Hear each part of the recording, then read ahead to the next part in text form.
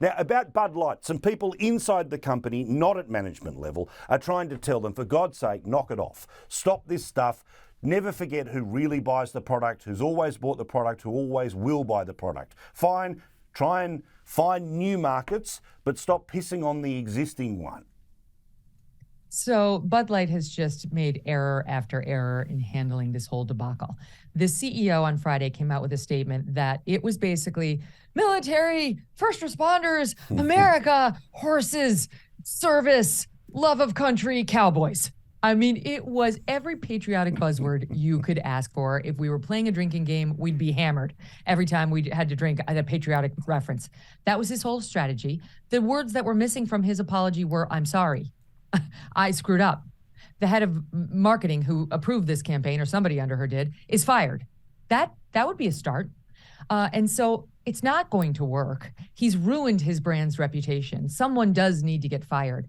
And this is a watershed moment in the pushback against wokeism. It's about, yes, putting Dylan Mulvaney in a Bud Light can. And it's about misjudging your audience and thinking you're above them, as Bud Light did, saying they're too fratty. We've gotten too fratty. The woman who's drinking her beer out of condoms in her college pictures, she's going to judge who's too fratty. But it's more about, on a larger level, the pushback against wokeism infecting every area of our lives.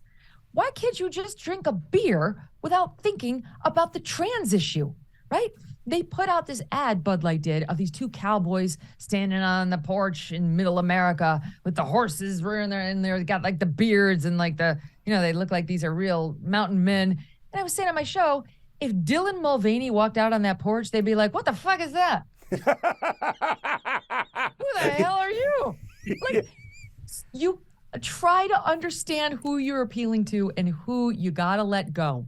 And if you're a Bud Light, you are trying to appeal to those men in Middle America, and the Dylan Mulvaneys of the world can drink their apple teenies out in the Hamptons. That's how life works. You can't have it all. So Bud Light's still doing cleanup, and not very well.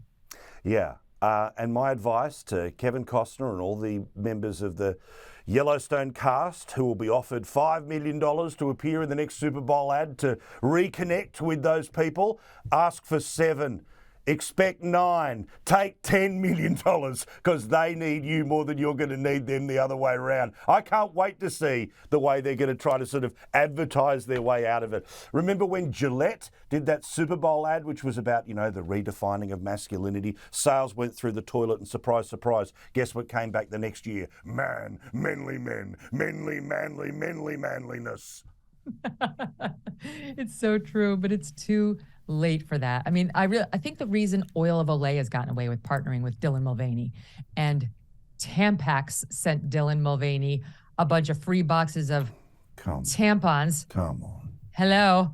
I think the reason they've gotten away with it is because women, for the most part, just says like, okay, I can't. I'm not going to take this on. I got enough to worry about. I got my job. I got my kids. This is going to have to be somebody else's fight. But men love their beer, and men love to talk politics, and men love to fight. And so Bud Light was the wrong company with the wrong sponsor at the wrong time, and that's been to the benefit of us all.